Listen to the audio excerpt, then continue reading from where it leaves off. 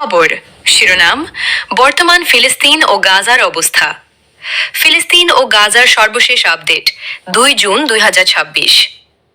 আপাতত পরিস্থিতি অত্যন্ত সংবেদনশীল এবং প্রতি ঘন্টায় নতুন তথ্য আসছে। স্যাটেলাইট চিত্রে দেখা যাচ্ছে ইসরায়েলের নিয়ন্ত্রণ বিস্তারের ফলে দক্ষিণ গাজা নিশ্চিহ্ন হয়ে যাচ্ছে।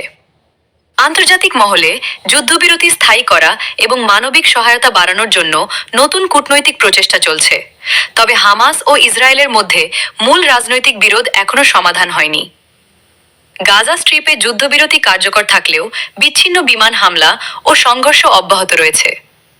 গতকাল গাজার একটি সমুদ্র তীরবর্তী ক্যাফেতে ইসরায়েলি হামলায় অন্তত 2 জন নিহত ও 12 জন আহত হওয়ার খবর পাওয়া গেছে। বেঞ্জামিন নেতানিয়াহু গাজার প্রায় 70% এলাকা ইসরায়েলি নিয়ন্ত্রণে আনার নির্দেশ দিয়েছেন বলে আন্তর্জাতিক সংবাদ মাধ্যমে প্রকাশ হয়েছে। এই পদক্ষেপটি কেন্দ্র করে নতুন করে উত্তেজনা বেড়েছে, এও পরিস্থিতি উত্তপ্ত। জেরুজালেমের কাছে এক ফিলিস্তিনি যুবক ইসরায়েলি বাহিনীর গুলিতে নিহত হয়েছেন বলে রিপোর্ট প্রকাশিত হয়েছে। জাতিসংঘ ও বিভিন্ন মানবাধিকার সংস্থা জানিয়েছে যে গাজার মানবিক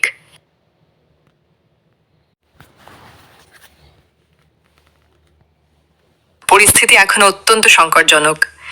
খাদ্য, ওষুধ, বিশুদ্ধ পানি ও আশ্রয়ের অভাব অব্যাহত রয়েছে। আন্তর্জাতিক মহলে যুদ্ধবিরতি স্থায়ী করা এবং মানবিক সহায়তা বাড়ানোর জন্য নতুন কূটনৈতিক প্রচেষ্টা চলছে, তবে হামাস ও ইসরায়েলের মধ্যে মূল রাজনৈতিক বিরোধ এখনো সমাধান হয়নি। ফিলিস্তিনি সাংবাদিক মুহান্নাদ কিশতা দক্ষিণ গাজার খান ইউনিসে তার বোন রিম ও ওয়ালার কবর জিয়ারত করতে চান, কিন্তু একটি সমস্যা আছে, মানচিত্রে তাদের আর কোনো অস্তিত্ব নেই। গুগল আর্থে সম্প্রতি যুক্ত করা হালনাগাদকৃত স্যাটেলাইট চিত্র অনুযায়ী খান ইউনিসের মান এলাকার শেখ মোহাম্মদ কবরস্থানটি মানচিত্র থেকে মুছে ফেলা হয়েছে এবং তার জায়গায় একটি ইসরায়েলি সামরিক ফাঁড়ির তাঁবু ও সাঁজোয়া যান বসানো হয়েছে। এই যুদ্ধ থেকে মৃতরাও রেহাই পায়নি, কিশতা আল জাজিরাকে বলেন। আমি যদি গিয়ে দেখি জায়গাটা একটা মরুভূমি আর দোয়া পড়ার জন্য আমার বোনদের কবরও নেই, তাহলে আমার কেমন লাগবে? খান ইউনিসের একটি বাস্তুচ্যুতদের তাঁবুতে দেখা যাওয়া মুহান্নাদ কিশতা ইসরায়েলি সামরিক অভিযানের পর থেকে তার বোনদের কবর জিয়ারত করতে পারেননি, যে অভিযানে শেখ মোহাম্মদ কবরস্থানটি একটি চৌকিতে পরিণত হয়েছে। 2026 সালের 25শে ফেব্রুয়ারি তোলা উচ্চ রেজলিউশনের ছবিগুলোতে এমন এক ভূদৃশ্য উন্মোচিত হয়েছে যেখানে গোটা এলাকা ছাই হয়ে গেছে এবং বেঁচে থাকা মানুষ ভূমধ্য সাগরের সৈকত পর্যন্ত বিস্তৃত শ্বাসরুদ্ধকর বস্তিতে গাদাগাদি করে বাস করছে। ফিলিস্তিনিদের জন্য হালনাগাদ করা মানচিত্রগুলো চলমান গণহত্যার এক ভয়াবহ ও ব্যাপক চিত্র তুলে ধরেছে, যাতে প্রায় 73,000 মানুষ নিহত হয়েছে। ইউরোমেড হিউম্যান রাইটস মনিটরের মতে ইসরায়েলি বাহিনী গাজার 94% কবরস্থান সম্পূর্ণ বা আংশিকভাবে ধ্বংস করে স্মৃতির স্থানগুলোকে সামরিক ব্যারাকে রূপান্তরিত করেছে। ভূগোল এবং স্মৃতি মুছে ফেলা স্যাটেলাইট চিত্র নিশ্চিত করে যে প্রধান আবাসিক কেন্দ্রগুলো বিলীন হয়ে গেছে, যা স্ট্রিপের ভূচিত্রকে আমূল বদলে দিয়েছে। রাফাহাতে ধ্বংসযজ্ঞের ভয়াবহতা এক এলাকাকে অন্য এলাকা থেকে আলাদা করার উপায় রাখেনি। তাল আস সুলতানের সৌদি পাড়া একটি বিশাল 752 ইউনিটের আবাসন প্রকল্প ধ্বংসস্তূপে পরিণত হয়েছে। মার্কিন প্রেসিডেন্ট জো বাইডেন প্রাথমিকভাবে 2024 সালের শুরুতে রাফাহা আক্রমণের বিষয়ে একটি রেড লাইন টেনেছিলেন। বেশিরভাগই জোরপূর্বক বাস্তুচ্যুত হয়। অধিকাংশই উপকূলের আল মাওয়াসির শুষ্ক ও জনাকীর্ণ তাঁবু শিবিরে পালিয়ে যায়, অথবা মধ্য গাজার দের এল বালা হতে অবশিষ্ট স্কুল ও অস্থায়ী আশ্রয় কেন্দ্রে গাদাগাদি করে আশ্রয় নেয়। খান ইউনিসের হামাদ সিটি, কাতারের অর্থায়নে নির্মিত একটি আবাসিক কমপ্লেক্স, এখন বাস্তুচ্যুত পরিবার পরিবেষ্টিত এক ধ্বংসস্তূপে পরিণত হয়েছে। $135 মিলিয়ন এই প্রধান সরকারি আবাসন প্রকল্পে 5 তলা উঁচু 53টি আধুনিক আবাসিক ভবন ছিল, যেগুলিতে প্রায় 3,000 আবাসন ইউনিট ছিল। ধ্বংস হওয়ার আগে হামাদ সিটিতে আনুমানিক 15,000-এরও বেশি মানুষ বাস করত, যাদের অধিকাংশই ছিল পূর্ববর্তী সংঘাতের কারণে বাস্তুচ্যুত নিম্ন আয়ের পরিবার। ছবিতে দেখা যাচ্ছে অ্যাপার্টমেন্ট ব্লকগুলো ধ্বংসস্তূপে পরিণত হয়েছে। পরিকল্পিত এই ধ্বংসযজ্ঞ অঞ্চলটির শিক্ষা ব্যবস্থা পর্যন্ত বিস্তৃত। ইউনিসেফ জানিয়েছে 97%-এরও বেশি স্কুল ক্ষতিগ্রস্ত বা ধ্বংস হয়ে গেছে, যার ফলে 6,58,000 শিশু 2 বছরেরও বেশি সময় ধরে প্রাতিষ্ঠানিক শিক্ষা থেকে বঞ্চিত হচ্ছে। বিশ্ববিদ্যালয়গুলোকে হয় উড়িয়ে দেওয়া হয়েছে অথবা বাস্তুচ্যুতদের আশ্রয় কেন্দ্রে রূপান্তরিত করা হয়েছে।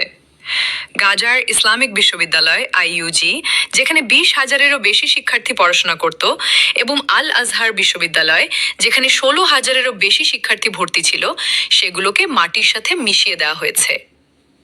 দক্ষিণে অবস্থিত আল ইজরা বিশ্ববিদ্যালয় সহ এই দুটি প্রধান ক্যাম্পাসই নিয়ন্ত্রিত সামরিক বিস্ফোরণের মাধ্যমে সম্পূর্ণরূপে মাটির সাথে মিশিয়ে দেওয়া হয়েছে, যার ফলে হাজার হাজার তরুণ ফিলিস্তিনের শিক্ষা জীবন শেষ হয়ে গেছে।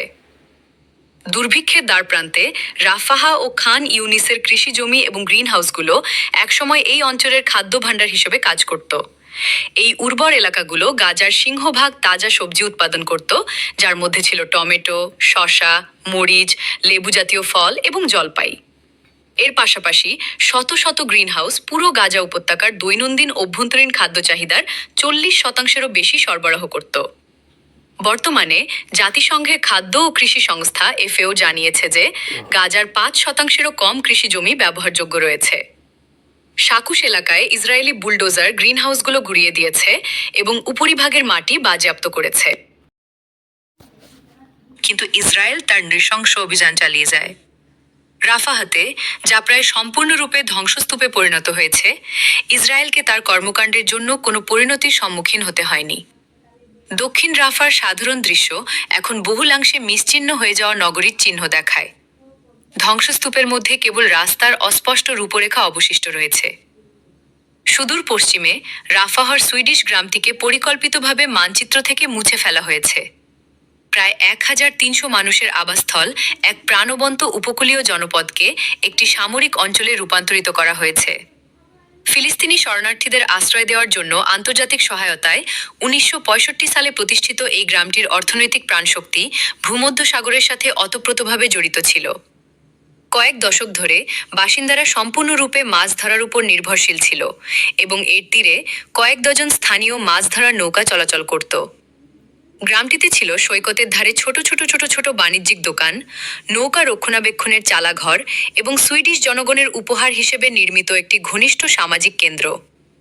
আজ এটিকে একটি ইসরায়েলি সামরিক চৌকিতে পরিণত করা হয়েছে এবং এখন মাত্র 5টি বাড়ি টিকে আছে। রাফা সীমান্তের জনগণের মানবসৃষ্ট দুর্ভিক্ষকে আরও বাড়িয়ে তুলেছে। খান ইউনিসের ফিলিস্তিনি সাংবাদিক ওলা আবু মুয়ামের বলেন, খাবার খোঁজার দৃশ্যগুলো নির্মম এবং আমরা এমন এক দুর্ভিক্ষের দ্বারপ্রান্তে আছি যা যে কোনো মুহূর্তে মাথাচাড়া দিয়ে উঠতে পারে। তিনি আল জাজিরাকে বলেন, অনেক পরিবার লঙ্গরখানা থেকে কোনো খাবার জোগাড় করতে না পেরেই খালি হাঁড়ি নিয়ে ফেরে।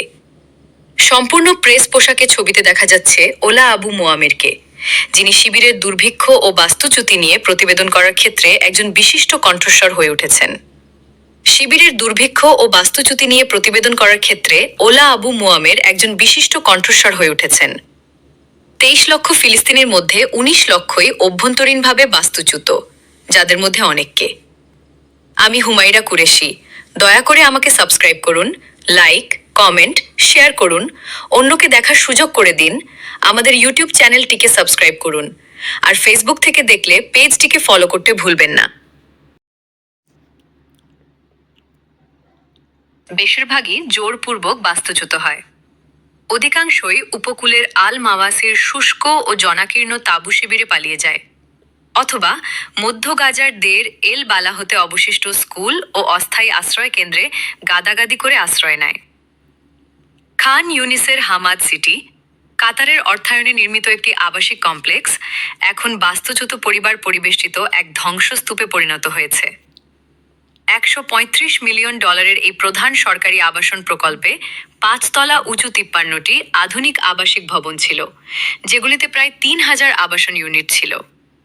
ধ্বংস হওয়ার আগে হামাদ সিটিতে আনুমানিক 15,000-এরও বেশি মানুষ বাস করত, যাদের অধিকাংশই ছিল পূর্ববর্তী সংঘাতের কারণে বাস্তুচ্যুত নিম্ন আয়ের পরিবার।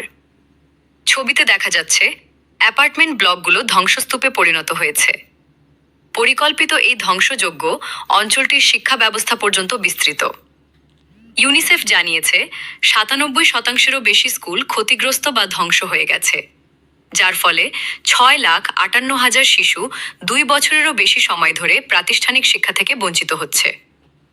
বিশ্ববিদ্যালয়গুলোকে হয় উড়িয়ে দেওয়া হয়েছে অথবা বাস্তুচ্যুতদের আশ্রয় কেন্দ্রে রূপান্তরিত করা হয়েছে। গাজার ইসলামিক বিশ্ববিদ্যালয় আইইউজি, যেখানে 20,000-এরও বেশি শিক্ষার্থী পড়াশোনা করত, এবং আল আজহার বিশ্ববিদ্যালয়, যেখানে 16,000-এরও বেশি শিক্ষার্থী ভর্তি ছিল, সেগুলোকে মাটির সাথে মিশিয়ে দেওয়া হয়েছে। দক্ষিণে অবস্থিত আল ইজরা বিশ্ববিদ্যালয় সহ এই দুটি প্রধান ক্যাম্পাসই নিয়ন্ত্রিত সামরিক বিস্ফোরণের মাধ্যমে সম্পূর্ণরূপে মাটির সাথে মিশিয়ে দেওয়া হয়েছে।